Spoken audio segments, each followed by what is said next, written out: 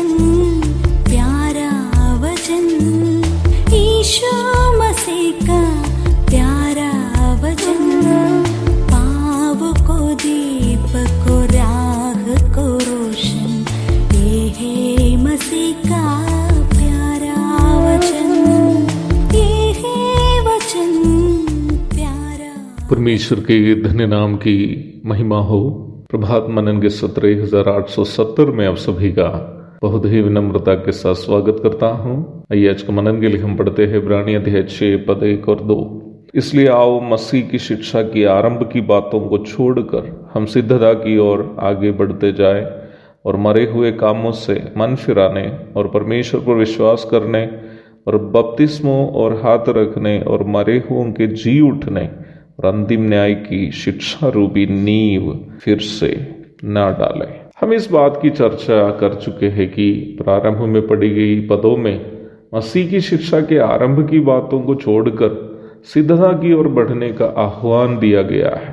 परंतु इन आयतों से गुजरते वक्त पवित्र आत्मा मेरे मन में अगुवाई की कि मुझे थोड़ा सा रिवर्स गियर में जाना जरूरी है, अर्थात पीछे की ओर चलने की अनिवार्यता है। पढ़ी गई 2 पदों में आरंभ की शिक्षा की अर्थात मसीही जीवन के प्रारंभ में ही एक व्यक्ति को अवश्य मालूम होने की बातों की एक सूची जो दी गई है, आप देख सकते हैं, जो है मरे हुए कामों से मन फिरना, परमेश्वर पर विश्वास करना, बपतिस्मा, हाथ रखना, मरे हुओं के जी उठना और अंतिम न्याय। यद्यपि इस अध्याय का विषय वस्तु इन प्रारंभ की शिक्षा से विश्वासी को आगे बढ़कर सिद्धता की ओर जाने की आवश्यकता हो, परंतु पवित्र आत्मा ने मुझे ये अगुवाई दी है कि इन प्रारंभिक शिक्षा के बारे में भी कुछ बातें कहनी जरूरी है, क्योंकि मुझे यह बात अवश्य मालूम है कि यदि मैं ये कहूँ कि बहुत से ऐसे लोग हमारे बीच में हैं जो दावा करते हैं कि वे मसीही हैं अथवा यीशु मसीह को मानते हैं, परंतु इन प्राथमिक शिक्षा की भी जानकारी उनमें से बहुत सारे लोगों को नहीं है। ये अच्छी बात है कि सिद्धता की ओर बढ़ने की बात सिखाई जाए, परंतु जिन लोगों को प्रारंभ की बातों की भी जानकारी नहीं है, वे कैसे सिद्धता की ओर बढ़ सकते हैं।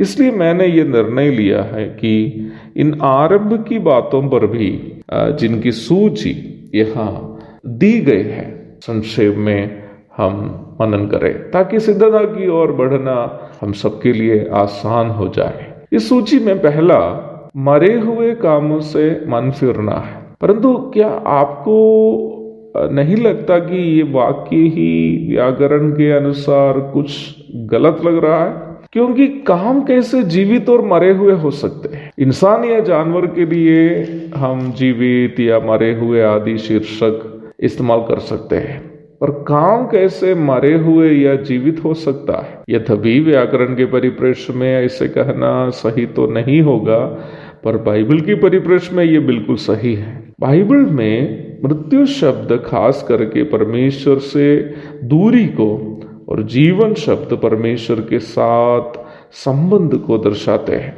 वैसे ही मरे हुए काम ऐसे काम हैं जिससे हम परमेश्वर को प्रसन्न नहीं कर सकते। जीवित काम वही है जिससे हम परमेश्वर को प्रसन्न कर सकते हैं। परंतु ये जानना भी जरूरी है कि परमेश्वर हमारे किस प्रकार के कामों में प्रसन्न हो सकते हैं और किस प्रकार के कामों में नहीं। प्रकाशित वाक्य अध्याय 3 2 एवं 3 आयतों में हम इस प्रकार पढ़ते हैं, जागृत हो और उन वस्तुओं को जो बाकी रह गई है और जो मिटने को है उन्हें दृढ़ कर, क्योंकि मैंने तेरे किसी काम को अपने परमेश्वर के निकट पूरा नहीं पाया। इसलिए स्मरण कर कि तूने कैसी शिक्षा प्राप्त की और सुनी थी और उसमें बना रह और मन फिरा। इधर उन कामों से मन फिरने का आदेश यीशु मसीह स्वयं दिया है जो पूरा नहीं है। The works which are not completed. काम पूरा नहीं होने का क्या मतलब है? काम पूरा नहीं होने का ये मतलब नहीं है कि कोई काम जो अधूरा छोड़ दिया। यह काम पूरा नहीं होने का मतलब है कि हमारे उन सभी यहाँ तक अच्छे काम भी जो परमेश्वर के नैतिक स्तर के नहीं थे। अवश्य याद रखें प्यारो कि इस भाग में पाप कर्मों का जिक्र नहीं है, बल्कि हमारे उन सब कामों को जिससे हमने अच्छे काम समझकर किए, परंतु काम परमेश्वर के नैतिक स्वभावों के स्तर में नहीं पहुंचे। हमने तो अच्छे समझकर उन कामों को किए, परंतु परमेश्वर के नैतिक स्तर के वो काम नहीं थे। ऐसे कामों का जिक्र यह किया है। अवश्य याद रखे प्यारो, हमें न केवल पापों से मन फिरना बल्कि उन कामों से भी मन फिरना जो यद्यपि संसार के नजरों में अच्छे काम हो, परंतु यीशु मसीह के नैतिक स्तर में नहीं हो, यीशु मसीह के नैतिकता के स्तर तक नहीं पहुंचा हो। इसलिए हम अपने पुराने पापों से ही नहीं बल्कि उन मरे हुए कामों से भी मन फिरना है जो हमने यीशु मसीह के नैतिकता के स्तर में नहीं कर पाए हैं, ताकि हम परमेश्वर पर सही प्रकार के विश्वास कर सके।